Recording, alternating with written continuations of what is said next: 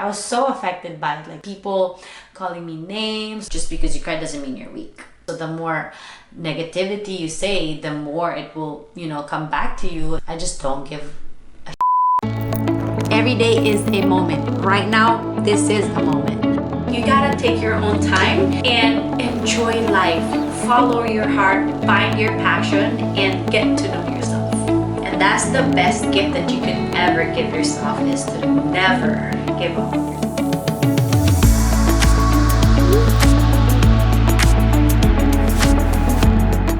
Hello everyone, welcome back to Me Time with Mitch, our series of wellness content. And for today's episode, I wanted to chat about self-love and prioritizing yourself. So for today, I will be giving you guys some tips on how to love and prioritize yourself better, and I will also answer some of your questions, so please stay until the end.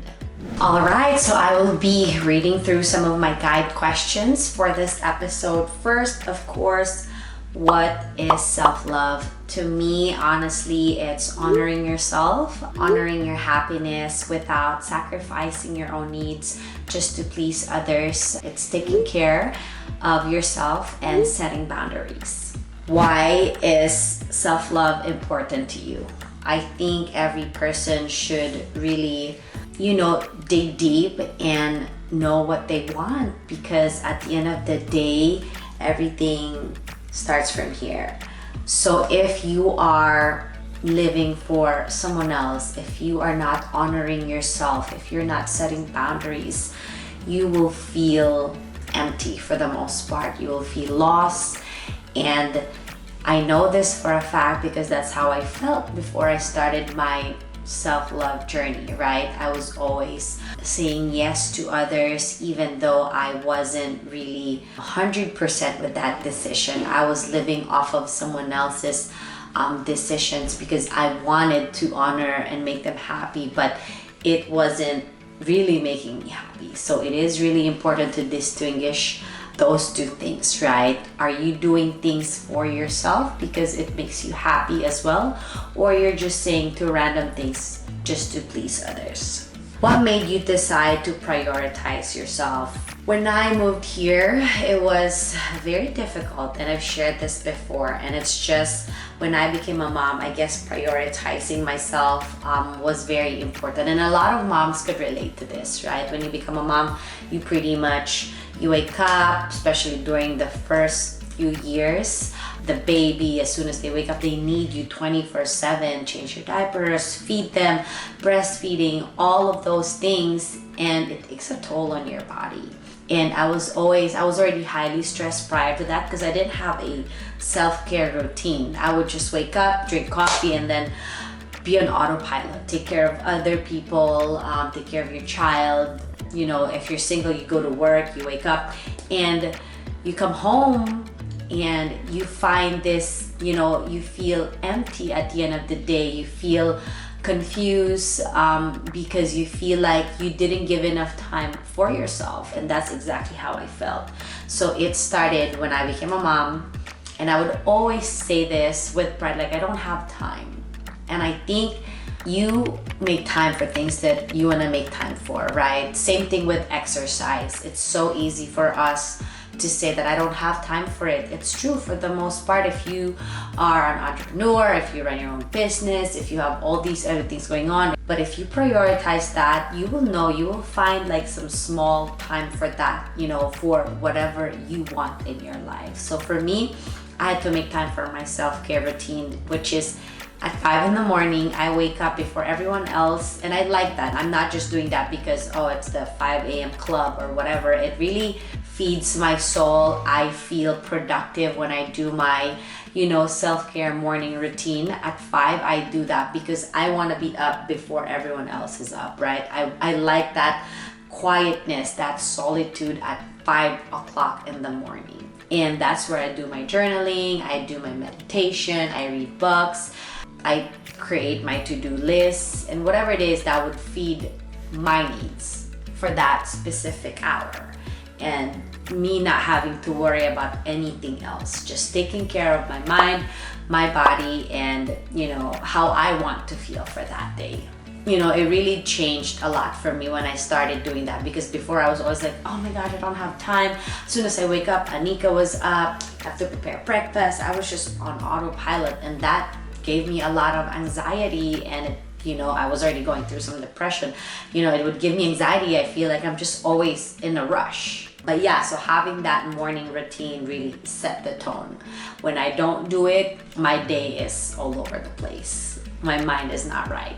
What steps did you take at the start?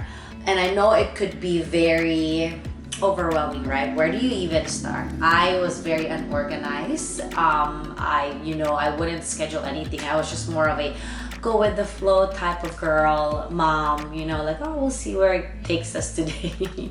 But I guess slowly planning my day out. One thing when I realized, okay, where can I take care of me? Like, is it the 5 a.m. or for some people it's at night when their kids go to bed early, right? For me, it's both. I do my morning routine, and then sometimes at night I do my nighttime reflection to see if I'm to check if I'm actually pushing the ball forward, right? So when I started, it was just, all right, set my alarm at 5:30. I didn't start waking up at 5 in the morning. So I started 5:30 before my daughter wakes up, and then we start, writing in my journal or how I wanted to feel during that day. And then as the time goes by, of course, when you're creating new habits and doing all these new things, it's gonna be hard, it's gonna be challenging, but at the same time, your body and your mind will slowly get used to it. It will eventually become a part of your lifestyle. It's just those first month that you have to stay consistent. So obviously the first year it was like on and off, but when I realized that, I actually like how I feel whenever I do these things, let me just try and keep going, right? So every now after this day, I would wake up around 5:30. I like the feeling of taking care of myself, and that solitude feeling that I get when it's quiet and no one is actually like up in your face. When I wake up, I don't check my phone, I don't check social media, I don't check my emails. That whole hour is solely for myself. I was never a morning person. I became a morning person when I started training, working out early, and it made me feel amazing. Do you have favorite books, resources on self-love?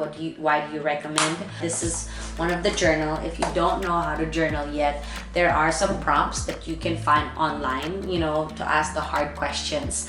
But this 5-minute gratitude journal, I got it from Amazon. But yeah, it's just pretty much, gives you all these things, that something I can experience or imagine that inspires me, something uplifting that someone said or did. It just pretty much puts you in that grounding state of being grateful and, keeping your mind right for the day. You Are a Badass and Winning. I recently, I'm still rereading this book, Winning. It's not a step-by-step on how to be the best version of yourself. It's pretty much talking about your mentality. And I love Winning because it's by Tim Grover. And, I usually, highlight the stuff on my book because I don't give out my books anyways. I reread them. And sometimes it takes 3 times to read this book to actually, have it ingrained and to actually take action and do it, right? This is my second time reading this book and I love it. Winning can mean different for you and me, but I just want to share this. Winning requires selfishness, right? Winners don't care what you think. And for the most part, that's what self-love and self-care is about. You should never live for someone else. If you do that, then you will lose in life.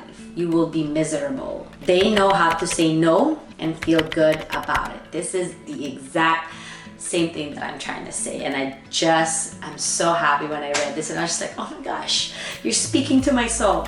You have no problem ending a business meeting after 90 seconds because they've heard enough. They don't pretend to like an idea just to make others feel good. They never commit to anything unless they see a benefit to themselves or their goals. Their time and agenda is their top priority, and they don't reach out to others unless they need to. And here, you can quote this: selfish, probably. Effective, they let their results speak for themselves. And This is me this year learning to identify, like, am I being selfish? Yes, you have to be selfish, because at the end of the day, you have to be selfish of your time. Time is the only thing we have in this world. People often think, oh, I'll do it in the future. You are not guaranteed. It is very cliche to say that on my end, but it's true. Like, you are not guaranteed. Tomorrow is not guaranteed. Something could happen, you know. You may not wake up. You could get into an accident. Of course, we don't want that, but tomorrow is literally, your future is not guaranteed. What I learned from a friend, and this is how he says it, every day is an opportunity, not an obligation. I was like, you are so right. So why would you want to live for others and not for yourself? A New Earth, Awakening Your Life Purpose. Super magical. I love this book. If you are yearning towards spiritual awakening, this is your book right here. What's my current self-care routine? Morning, again, I wake up, I meditate, 5 o'clock. Sometimes I don't even set my alarm because my body clock knows when it's 5 in the morning.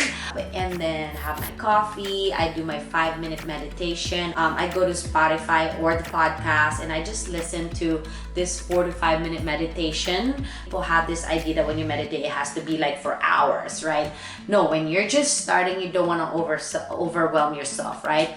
I say my affirmations. Sometimes I do my whole singing bowl. I have crystals. This is, you know, my crystals is for when I'm doing my affirmations, manifestations, and then the singing bowl. I do that as well. We do read my books. I have like 2 books that I'm reading now. I do my gratitude journal, or I journal myself, because your mind is constantly, you know, thinking, and sometimes you forget things, so I just do that. And then it's just pretty much also, you know, sharing how I feel and reading it, and I'm like, oh, okay, I feel better. You kind of can see where you're at. Write my to-do list. That's for the whole hour. That's me every day. And once I'm done with that, I get Anika ready for the day. Then you can bother me. So in the first hour or so of my day, I don't check my texts or anything. Specifically social media. I've had my days where I let it affect me. And I find that when I do check them first thing in the morning, I just pretty much let the outside world run my day. So that's why I don't do it. I don't recommend it. How do you think of having self-love routine affected your mindset daily life? Again, I cannot function anymore when I don't do them, when I don't do my meditation, when I don't do my morning routine. I just feel different. I feel incomplete. I feel lost. Yeah, it just doesn't feel good. I don't feel productive. So it really has changed my life. And that's the reason why I keep doing it. A lot of people are doing it because it's pretty effective. Some people equate self-love with selfishness. Is this true? And what are the differences between the two? Yes, you could be selfish, and you should never feel bad for being selfish with your time. You get to choose who you want to hang out with. You get to choose who you want to keep in your circle. You get to choose all of those things. So be very, very mindful with your time and the people that you surround yourself with, because it's going to affect your life. And what do you do if you find it hard to put yourself first? I felt that before, because I realized that I was always putting other people first. Finding my own happiness through others, that if they betray me or they do something that I'm not aligned with, I get upset, and I pretty much let them run my emotions because I was dependent on them. I could look very happy on the outside, but I was relying on my happiness based off them, based off of other people, right? I was looking for that, what's missing, right? And that's the reason why we got here. I read books, and I know it's not always the books that will help you unless you fully dig deep into your own demon. You gotta realize it for yourself. What is it that's making you feel this way, right? You have to meet that person. You have to meet where she's at, where you're at, and go from there. And it had to be completely honest with myself, and it hurts because sometimes when you face those demons, the truth about yourself, how you feel, I realized that's when the healing process starts, right? I didn't prioritize myself. I was always, because that's my love language, acts of service. I'm always, if I love someone, I'm always gonna go above and beyond. I'll serve you, I'll cook for you, I'll do everything. And I didn't prioritize myself. So it is hard, but you have to sit with your feelings, you have to journal about it, you have to meet that person in order for you to get past that before you could even ask for help. You need to know, you need to acknowledge, and you need to forgive yourself for feeling a certain way. All right, this is gonna be a long one, so I'll pick probably 6 questions. And again, I posted on my social about how can you love yourself better, answering some of your questions. So here are some of the questions that I got. So let me again, for this episode, I will not be answering anything about my previous marriage. I'm not going to answer about co-parenting. The topic is about self-care and prioritizing yourself and loving yourself better. I do not want to get into that. So if you guys could please respect that, thank you so much. But yeah, I'm not gonna answer any of those questions. I'm me 17. I always feel guilty every time I do, my self-care routine. I feel like I always want to be with my children. All right, here's the thing. Our kids, they're our kids. They're a part of us, a huge part of us. But if I ask you this question, how are you able to take care of them if you're not taking care of yourself? Yes, we love our kids. You need to take care of you first, because I see this all the time, and I hear this for most of my clients. Oh, I don't have time to work out because of my kids, this and that. It's cool. Yes, your kids need you, but how can you show up for them if you're not even taking care of yourself? Don't feel bad if you give yourself 30 to 40 minutes a day to exercise. That's self-care. You're taking care of your body because you want to be able to run with your kids, to run after them. You want to be able to play with them 10 years down the road. Because if you don't do that now, you're going to suffer 10 to 20 years from now. Ian Barreto, how do you react to a toxic friend whom you can't cut ties from yet because of college? Like I said, you have to be selfish with your time. One thing I learned this year is you should never apologize anymore. Unless, of course, it was a different situation where you guys said some nasty things to each other, right? But if it was just you feeling that this person doesn't serve you anymore, you don't need to explain. Like, if you want to cut them off, cut them off. It's your time, it's your energy. Set those boundaries. How do you become a better version of yourself during this pandemic, or even after what's going on? Again, I've done a good amount of work last year, so that right now I'm not even really fazed by it. I'm a lot better this year. Last year was it was, I guess a lot of people felt that, the anxiety and uncertainty, and it's a different type of trauma. But I think that because last year I did inner work for myself, that this year I'm really, with whatever's going on in my life, I'm fine. Yes, I will have my days when I cry, but it's normal. It's just me feeling the feelings, right? It's just me getting into my emotions. And it's important when I tell you that you have to, that I'm strong, this and that, doesn't mean you don't cry. Just because you cry doesn't mean you're weak. You have to meet yourself where you're at, and in order to move forward, right? So if you're unsure, go ask yourself, like, where am I currently, emotionally, spiritually, and all of these things, and start doing the inner work. From the Angie one, how do you train yourself to always stay positive and mature? Honestly, I'm not always positive. I have, my days when I'm so negative, and this is why it's so important to do your affirmations, to do your gratitude journal, to kind of ground yourself and put yourself in that state of mind.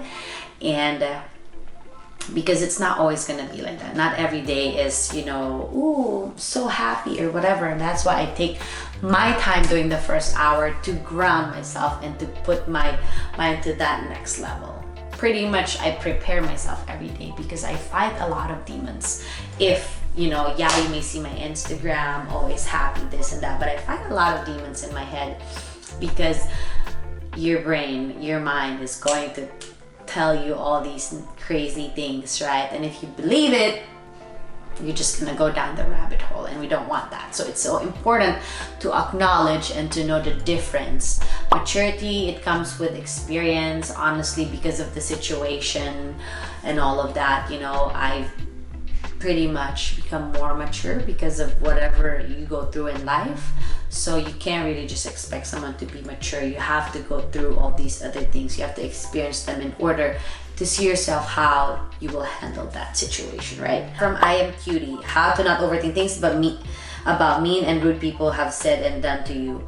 I have some friends that are very sensitive in regards to people saying crazy things to them on social media. So that's why sometimes they're so scared to post things. And I feel like a lot of us wants that edited version because we're so afraid of the judgments, right, from the outside. And I think because I've dealt with that most of my career in the Philippines, that I just don't give a shit. For some people, they're like, oh my gosh, how do you ignore?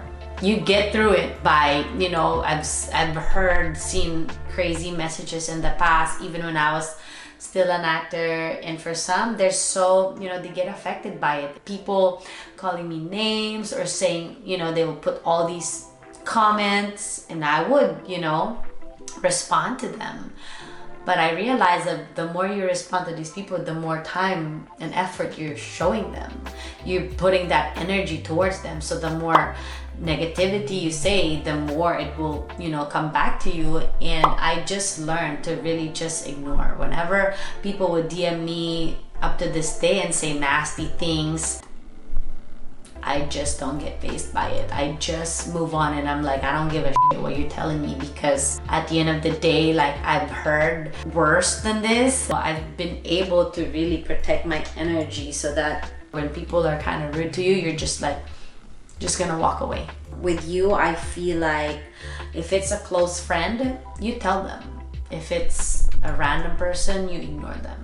Most likely you won't see this person. If it's not gonna bother you 5 years from now, then, or a year from now, then don't even, you know, fight that battle. Don't even go there with these type of people, right? But if it's like a serious friendship or relationship, and you feel like you guys, you know, that it truly hurt your feelings and it's gonna affect you down the road, then you have to be honest with your friends or whoever you're, you know, dealing this with. All right, I got this 0213. What do you do when you find yourself in regression? It happens, you know. I feel like that was totally me last month. I was perfectly fine for, you know, for a few months. I was doing my thing in the right mindset, right? I was in that clear headspace. And then August came, and then I started going back to my old coping mechanisms. And it's gonna happen because as humans, we tend to go back to what feels good, to what feels safe, right?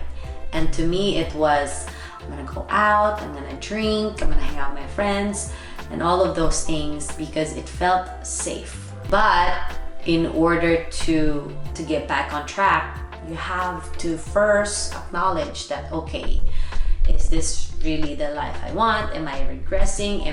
What's going on? The only person who will know what you're going through is you. You should be able to ask yourself the hard questions of like, all right, is this serving me? Is this helping me, you know, be the best version of myself? And sometimes it's okay. If you're regressing, if you want to feel that, go ahead, it's okay. We're human, right? Like, it's bound to happen. You're gonna cry, you're gonna hang out with friends, keep your mind off of things that you're trying to, you know, get through. But as long as you acknowledge that, as long as you know to yourself that, okay, this is temporary, this is just a phase, and I'm meeting myself at this point right now, but we're gonna get past this. This is not a permanent thing. Because sometimes people get stuck. They let their emotions get the best of them, and they stay in that state, in that headspace. But as long as you know to yourself that you are regressing, that this is just a phase and I need to honor this at this moment, it's perfectly fine. Regardless of what you're going through, life moves on. You have to keep moving forward. If you guys weren't able to ask any questions through the YouTube channel, you guys can still ask me. If you don't know where to start, maybe you guys send us emails and I could, respond to all your personal questions. If you're really going through something, you guys could send us an email. Everything, all the details will be down below. But again, thank you guys so much for watching my vlogs, for supporting me. Thank you so much for asking me questions, for always engaging on my socials, specifically my Instagram. I truly appreciate it. Again, I will see you guys next week, and I hope you guys have a great weekend, and I will see you guys soon. Much love to you guys.